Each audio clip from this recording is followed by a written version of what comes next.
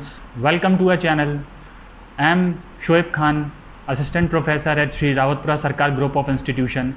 Shri Rawatpura Sarkar Group of Institution is a very reputed institution in Bundelkhand region, the most advanced and most dedicated organization focused on undergraduate education, which offers the most diverse style of learning with innovative approach.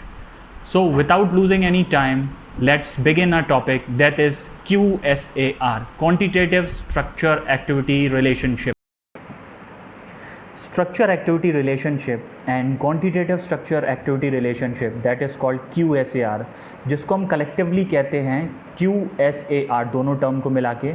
ये theoretical models होते हैं जो predict करते हैं physicochemical और biological and environmental fate properties जो होती हैं किसी मॉलिक्यूल की। The aim of QSAR is to develop correlations between any biological form of activity, usually physiochemical properties of a set of molecules.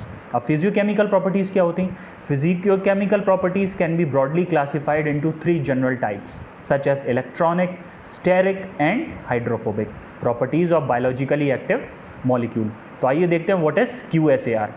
QSAR is a mathematical relationship between biological activity of a molecule system and its geometrical and chemical characteristics.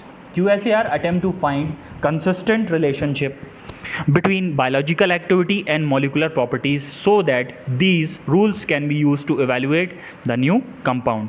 QSAR involves the derivation of mathematical formula which relates the biological activities of group of compounds to their measurable physiochemical parameters. These parameters have major influence on the drug activity. QSAR derived equation take the general form biological activity is equal to functional parameter, क्योंकि इसको express कर सकते हैं as the negative logarithm of P and also the negative logarithm of C. Therefore activity क्या हो जाएगी? Activity is expressed as log 1/c. C is the minimum concentration required to cause a defined biological response. अब देख लेते हैं हम next physiochemical parameters क्या होते हैं। बहुत सारे तरह के फिजियोकेमिकल पैरामीटर्स हैं, जैसे various physicochemical parameters used in QSAR are hydrophobicity, partition coefficient, pi substitution constant. Pi substitution constant को हम हेंश कांस्टेंट भी कह सकते हैं। नेक्स्ट है हमारा स्टेरिक पैरामीटर्स, जो कि हमारा टेफ्ट कांस्टेंट वर्लूप स्टेरिक पैरामीटर से बताया जाता है। फिर नेक्स्ट है हमारा इलेक्ट्रॉनिक पैरामीटर, जिसको हम हैमिट्स कांस्टेंट भी कहते हैं, इसको डायपोल मोमेंट भी कहते हैं। तो आइए देख लेते हैं partition coefficient. Partition coefficient P is usually expressed as log P, which is defined as P is equal to X of octanol upon X of water. फिर P is a measure of the relative affinity of a molecule for the lipid and aqueous phase in the absence of ionization.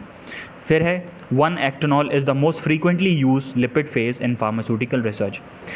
Partition coefficient कहने का मतलब ये है कि मान लीजिए हम कोई एक सेपरेटिंग फ़नल लेते हैं और सेपरेटिंग फ़नल में उसके अपर पोर्शन में हम n ऑक्टेनॉल रखते हैं और नीचे वाले में हम एक्वस फॉर्म रखते हैं, यानी कि अगर हम पानी या वाटर रखते हैं और उसमें हम एक ड्रग डिज़ोल्व करते हैं, तो जो भी ड्रग डिज़ोल्व होगा जितने भी कंसंट्रेशन में, चाहे वो पानी में हो चाहे वो ऑक्टेनॉल में हो, अगर ऑक्टेनॉल में होता है तो हम उसके कंसंट्रेशन को नापते हैं और उसके कंसंट्रेशन को मेजर करने के बाद हम बता सकते हैं कि ड्रग हाइड्रोफिलिक है या लिपोफिलिक है।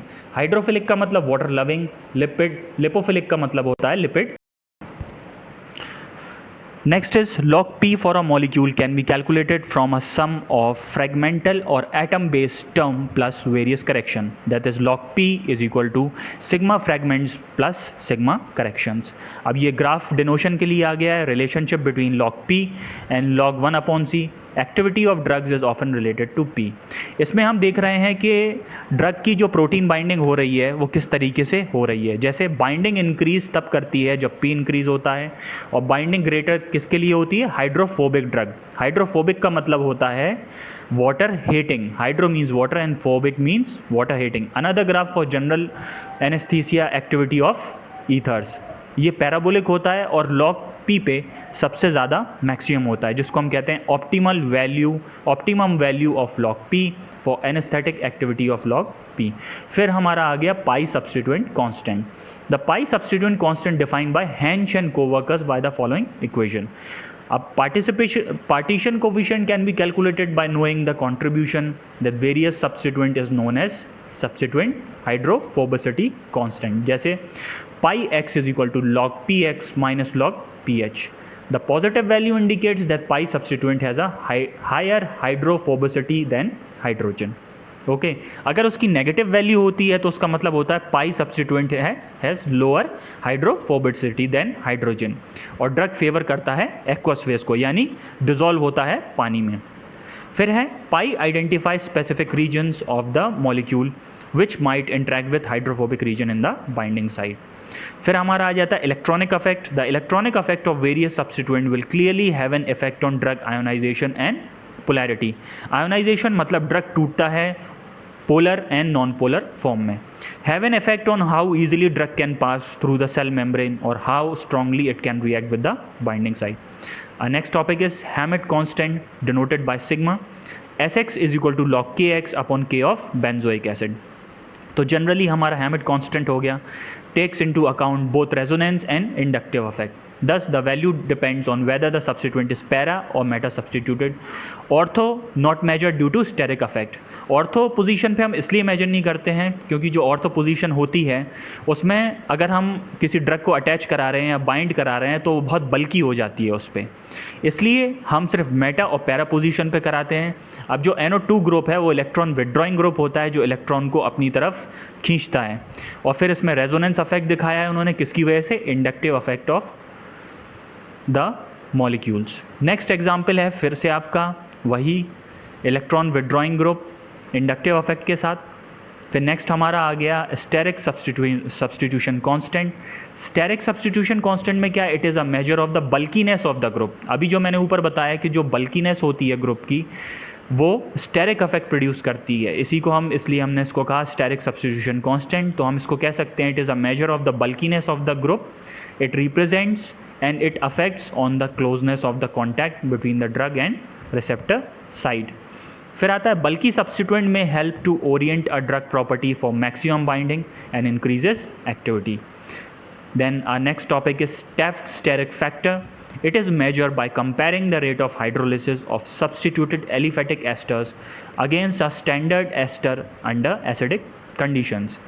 जो कि मैथमेटिकल इक्वेशन से अगर हम डिनोट करें तो वो है ES is equal to log K minus log K naught. Kx represent the rate of hydrolysis of substitute esters. K naught होता है represent the rate of hydrolysis of parent ester. Next है हमारा वर्लूप steric parameter जो कि calculate किया जाता है software से स्टेरीमोल, जो क्या करता है, gives dimension of substituent from the standard bond angle, van Waals, radii और bond length. If you like the video and found the content useful, then don't forget to like and subscribe our channel, and if you want more knowledgeable video from us like this, then please hit the bell icon.